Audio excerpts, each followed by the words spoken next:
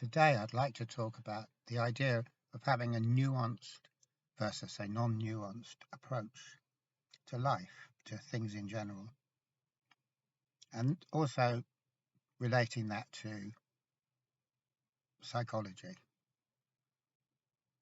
Having a nuanced approach to psychology versus having an approach that isn't nuanced. So the reason this came into my head, it occurred to me that years and years and years ago, decades ago, our approach in psychology, particularly psychological therapy, was nuanced. And these days, there doesn't seem to be any nuance whatsoever. So just to explain what I mean by that. In the past, there would have, years and years ago, in Gestalt psychotherapy, they started talking about a thing called paradoxical, the principle of paradoxical change, which says that you can only change in a meaningful way, in a real way, in a way that actually means something, when you stop trying to change. So our efforts to change ourselves cause a kind of blockage or rigidity or a kind of a state of cramp, which means we stay exactly the same. So as long as I am straining to improve myself or change myself, I'm stuck in this straining position, straining fruitlessly. Occasionally I might think I'm getting somewhere, in which case my fruitless straining seems to be bearing fruit, but it's not really, because I might progress, but it's not real change. It's just me trying, leaning on it very hard, making it happen. And so when I stop making it happen, it snaps back to where it was before. And not only that, it rebounds even further for a while. So it's like an elastic band snapped in my face. It's painful and it doesn't do any good at all. So that's a nuanced approach to the whole idea of therapy and self-improvement. It's not what we think, in other words, because what we think is strain, do lots of straining, and then there will be outcome from that straining, which will be legitimate and helpful and good. And then how can I say, I have attained whatever it is, I have attained progress. So that's the non-nuanced approach. It's bog standard. If it's not working, strain harder. And if it still doesn't work, then either you're deliberately sabotaging it or you're doing it wrong, or you're just not striving or straining hard enough. You're not putting your back into it. That's the bog standard non-nuanced approach.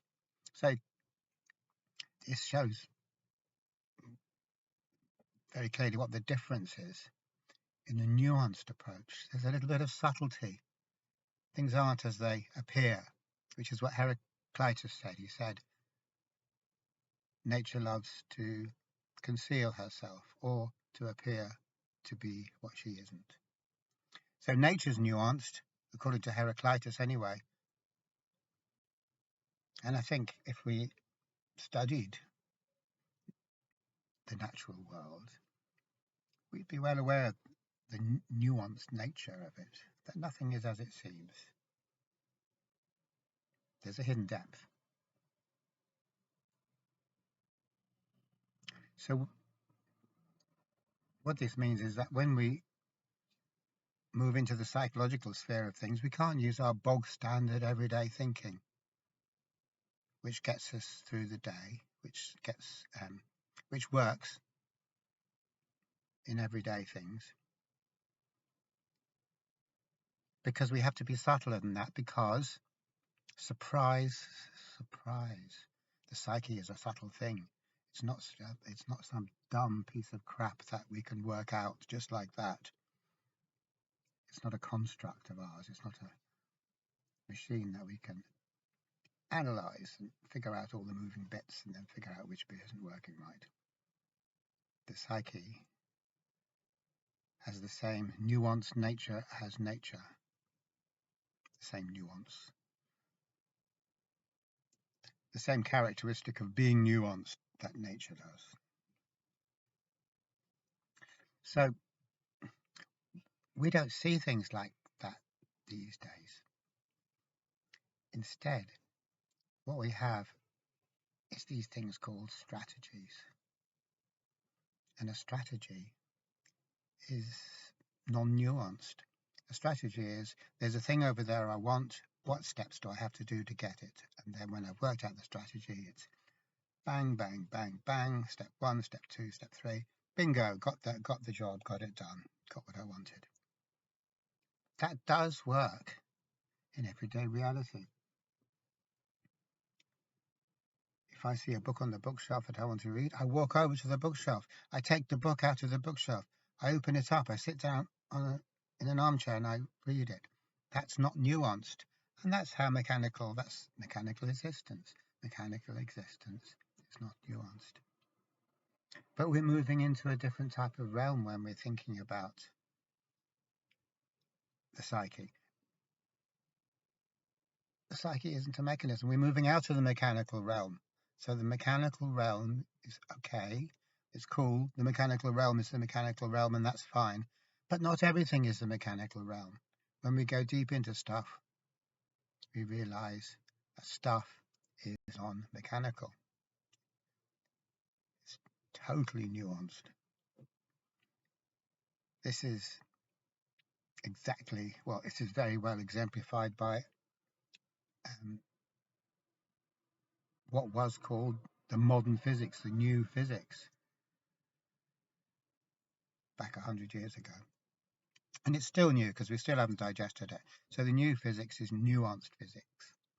The whole idea of there being particles or subatomic particles in a particular location that we can find out the location and write it down and say, yeah, gotcha, you're there. That's bog standard mechanical thinking, and it works for big things like a big rock in the road. I can locate it, walk all around it and say, yeah, this is where you are. You're located here on this road and you're this longitude and this latitude. Absolutely bog standard, absolutely no problem. Doesn't work in the subatomic realm because the whole idea of locality is non-applicable. It just isn't applicable. That's how it works.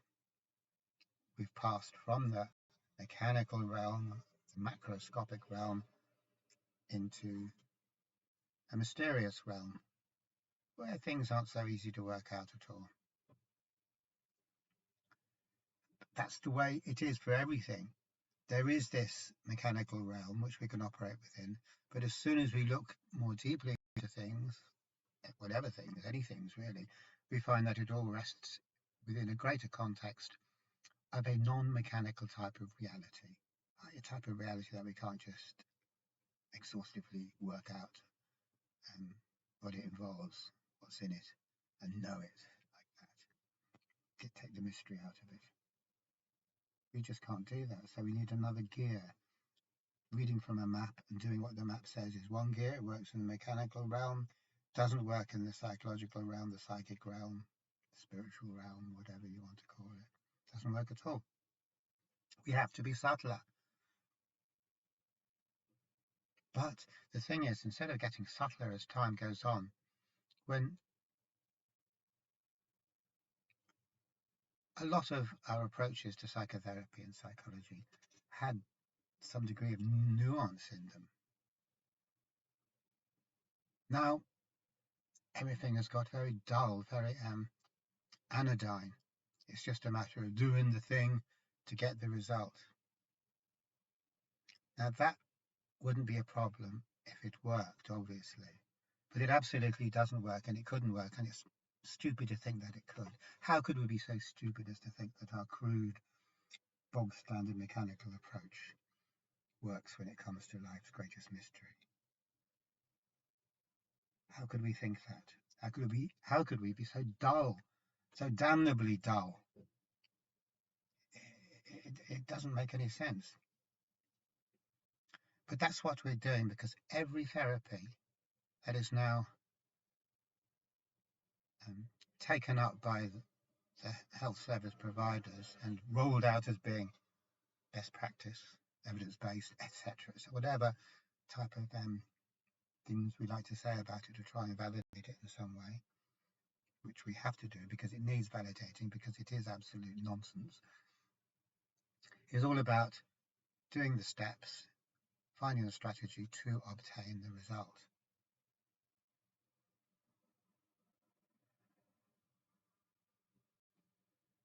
And so what this means is that for the sake of ease, we can roll out a therapy like this easily across the whole country, train people up quickly, and then this is it. We're all going to do that, boys. Get on with it. This is what you're going to do. So in terms of replication and building it into the system, training people, in terms of the shortness of the therapy, it's a nice short therapy, could be 10 sessions, 12 sessions, and then you're fit to go. You've got it now. You've got the tool. This day and age, we're very fond of saying, we've got the tool. Here's the tool. Now you have to use it. So giving someone the tool sounds empowering. Oh, great, I've got the tool. But it isn't empowering because the tool don't work. And so the tool is actually used to double bind us because we've been given the tool, but the secret thing is the tool doesn't work. But instead of pointing the finger at the tool and saying, that tool is stupid, that tool doesn't work, it's bullshit, we blame the sufferer, the patient, the client, the person who is using the therapy. We gave you the tool. It's up to you now. Whatever happens, it's your responsibility. If you use the tool properly, you'd be grand. If you don't, well, we gave you the tool. And you will hear this so often in the field of mental health care. So it's a non-nuanced approach. It doesn't work, and it jinxes or double binds the service user, so they end up having to think it's their fault. And we can wash our hands.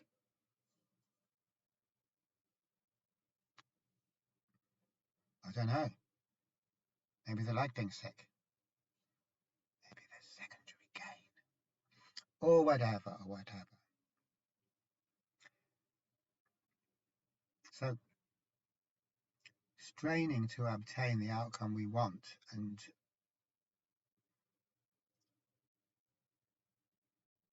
is exactly like straining because you need to go to the toilet. If you'll sit there straining until you get the result that you want. And so it's exactly the same thing. It's pure straining. Okay, so it's kind of strategic straining. We've got this step and that step, but once that's in place, it's just a matter of straining. And so straining equals resistance. It comes out of a mind state of need, desire, fear. So as soon as we go down that road, we're in this straining state. We're no longer looking at what we're doing, we're just looking at how well we're doing it. So we've gone from any philosophical basis to a purely technical basis of, is it working? Is it working? Should I strain harder? And at the end of the day, all we can do is strain harder, because once we've got out of this reflective mode, philosophical mode, and we just engaged in doing the thing,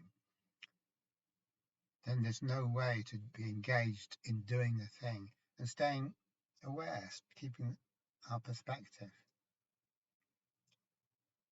We've flipped over from a philosophical mode to a technical mode. And that can work when you're doing technical stuff, but it doesn't work because there is no technical stuff in as far as the psyche is concerned. Technical stuff just means manipulation in such a way that we become very good at getting the outcome that we want. That doesn't happen at all in the psyche. It can't do. Straight away, if I want something, I'm jinxing myself. The more I want it, the less I can have it. The more harder I try to achieve, the further from the mark I will go. That's how it works in the nuanced realm, which is very well known. There's a well-known story about some fellow who signs up in a Zen monastery for however long. He goes over to Japan and he's practicing archery. And it's I doubt very much if it's a true story, but it's a kind of a teaching story. And he's a good archer, so he's able to hit the target. But the story is, and I've kind of forgotten the finer details, is that if there's something at stake, if someone comes along and says, I'll bet you $1,000, $10,000 that you can't hit the target, then we're under pressure. And the more we are under pressure, the further we go, because being under intense pressure to achieve the outcome is counterproductive. So if it doesn't really matter if I hit the target or not, I can perform perfectly. But if I really, really, really have to, and I'm really, really trying, I'm over trying. So we know trying isn't great, or we already know that, even if we don't practice archery. We know it because anything that we're trying and trying and trying, that trying itself, if I'm trying to get on with you and trying to be your friend, maybe, if I try really, really hard, that's just downright weird. That's not right. That sends up all sorts of bad signs, warning signs, red flags. That ain't right. Communication or relatedness with other people happens by itself, or it's false. Either it happens with no effort at all, zero effort, all by itself, or it's contrived, it's artificial. That's the nuance in that. That's the nuance in communication. We might think, well, if we sit down before going to have a discussion with someone, we plan the possible routes the discussion might take, what I might think, well, I'd like to bring this up because, I can make a few points about that. That's not going to help the conversation, because a conversation isn't a mechanical thing. A conversation only works when it is spontaneous, freely flowing, and neither or none of the participants know the hell where it's going. So it's a hands-off thing. And when we're talking about mental health, everything is a hands-off thing. Our job isn't to force it to be the right way, even if we knew, which we never can, because thought isn't capable of knowing how the psyche should be, because the psyche is a much bigger thing, and thought is a very limited thing. Thought cannot know how the psyche should be. It has ideas, and then it tries to force through its ideas in a crude, non-nuanced way. And this is illustrated by all those stories about getting 3 wishes and screwing them all up because we didn't think out the wishes too clearly. But in actual fact, when it's thought that we're talking about, no matter how clearly we work it out, whatever we want is going to be wrong. It's always going to be wrong, because whatever we want is merely a reflection of our invisible biases, our prejudices, the biases that go to make up our mind, our programming. So no matter what I do, I'm just acting out my biases, I'm projecting my prejudices upon the world, and I'm relating to them as if they're real things and not my prejudices. So there's no way mental health can come out of trying to actualise or extend or solidify my prejudices about how I want things to be. That just locks me into a false reality, a fake reality, me and my prejudicial view of reality, my biased view of reality staring me in the face. So there's the false me and the false universe. That's not mental health. That's what they call samsara, or what Jean Baudrillard refers to as hyperreality. There you are, you've got a big dose of hyperreality. But hyperreality isn't mental health, because it's not true. It just seems to be true when we don't look at it too carefully. So hyperreality, we could just say modern society, as has often been said. Modern society equals hyperreality equals modern society. And it's all superficial, it's all trivial, it's all for show. It's glitzy, it kind of grabs our attention, It's kind of trashy and glitzy, and it seems to mean something, but if we look into it, we realise it doesn't mean anything. Because all of the things we're chasing aren't real. All the things we're running away from aren't real. They're just our thoughts projected out onto the world, which means that it's just ourselves, our hopeful and fearful self, my hopeful and fearful self projected out on the world to create things I like and things that I don't like. It's a private game between me and my reflection, which always happens, inevitably happens, can't not happen when we're unaware of ourselves, which is what Jung means when he says, he who looks without, outside, dreams, he who looks within, awakes. So we change by becoming aware of our prejudices, our biases, our programming or conditioning, not as a result of unconsciously trying to actualize this conditioning, actualize this prejudicial outlook, because all that does is just extend the delusion, extend samsara ahead of us, extend hyperreality forever and ever. So I've got this big sea of hyperreality and I'm continually extending it. And that's my lot, really, until I start getting a bit more subtle in my thinking.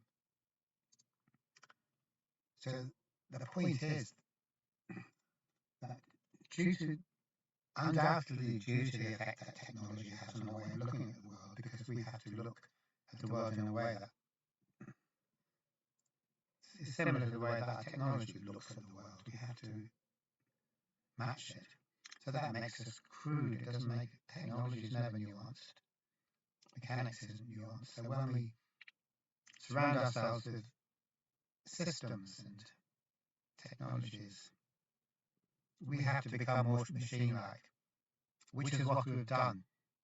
And we've lost, as a result, this capacity to look at things in a nuanced way.